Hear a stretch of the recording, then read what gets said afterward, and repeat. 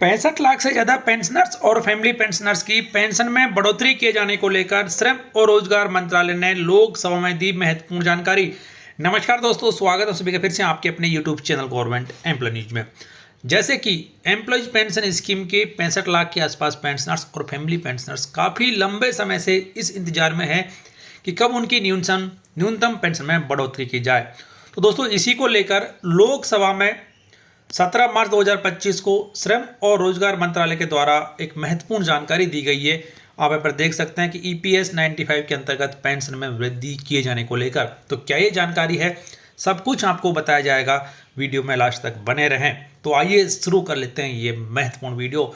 तो यहाँ पर श्री TR बालू जी के द्वारा सवाल पूछे गए थे कि क्या भारतीय मजदूर संघ BMS सहित अन्य विभिन्न श्रमिक संघों ने सरकार को कर्मचारी पेंशन योजना EPS 1995 के अंतर्गत पेंशन की न्यूनतम राशि बढ़ाकर 9,000 रुपये करने का आग्रह किया है।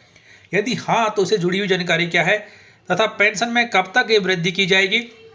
और अंतिम सवाल यहाँ पर था कि उन सेवानिवृत्त EPS पेंशन भोगियों की संख्या कितनी है जिन्हें 9,000 रुपये से कम पेंशन मिल रही है। तो ये तीन महत्वपूर्ण सवाल कि क्या न्यूनतम पेंशन को बढ़ाकर 9,000 रुपये कर दिया जाएगा, कब से इसका फ़ायदा मिलेगा और कितने पेंशनर्स को इसका फ़ायदा मिलेगा, ये सब कुछ पूछा गया था 17 मार्च 2025 को। और इन तीनों ही सवालों के जवाब यहाँ पर दिए गए हैं जो कि इस प्रकार हैं। तो क्या जवाब दिए गए हैं? जवाब दोस्तों इस प्रकार हैं यहाँ पर कि सुश्री शोभा करांदलाजे जी के द्वारा, जो कि श्रम और रोजगार राज्य मंत्री हैं, जवाब दिया गया। जवाब यहाँ पर यह है कि हाँ, सरकार को अभ्यावेदन प्राप्त हुए हैं, रिक्वेस्ट यहाँ पर प्राप्त हुई है कि न्यूनतम पेंशन में बढ़ोतरी की जाए, न्यूनतम पेंशन को बढ़ाकर 9,000 रुपये किया जाए, साथ में इस पर DA भी दिया जाए। ये सारी रिक्वेस्ट प्राप्त हुई है। तो यहाँ पर आगे बताया गया कि EPS 1995 एक परिभाषित अंशदान परिभाषित लाभ वाली सामाजिक सुरक्षा योजना है जो कि फिलहाल UPS की तरह है। EPS का कॉर्पस नियोक्ता द्वारा वेतन के 8.33% की दर से अंशदान और 15,000 रुपये प्रति माह तक वेतन के 1.16% की दर से केंद्र सरकार की बजटीय सहायता के माध्यम से बना है।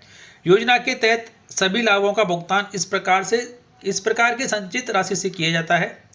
EPS 1995 के पैरा 32 के तहत दिए गए अधिदेश के अनुसार निधि का मूल्यांकन वार्षिक आधार पर किया जाता है और इस योजना के तहत आने वाले सभी लाभार्थियों की पेंशन निम्नलिखित फॉर्मूले के आधार पर की जाती है, जिसमें पेंशन योग सेवा उसे गुणा किया जाता है पेंशन योग वेतन से और फिर उसे डिवाइड किया जाता है 70 से। उसके बाद में जो राशि आती है वो कर्मचारी की पेंशन तय हो जाती है।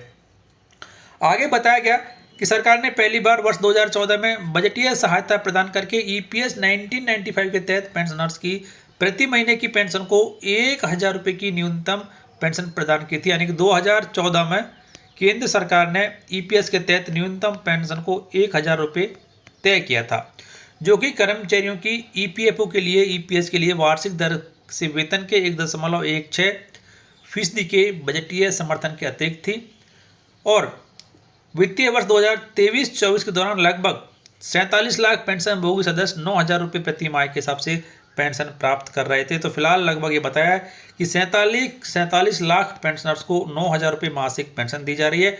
हालांकि आपको पेंशन कितनी मिल रही है वो आप कमेंट बॉक्स में लिखकर जरूर बता सकते हैं, क्योंकि EPS 1995 के लगभग 65 लाख पेंशनर्स हैं जो कि 9,000 रुपये की पेंशन प्राप्त करने चाहिए, लेकिन सरकार के द्वारा दी गई जानकारी के अनुसार लगभग 9,000 पेंशनर यानी कि 47 लाख पेंशनर्स को ही 9,000 रुपये की मासिक पेंशन दी जा रही है। तो आपको पेंशन कितनी मिल रही है कमेंट बॉक्स में जरूर लिखें।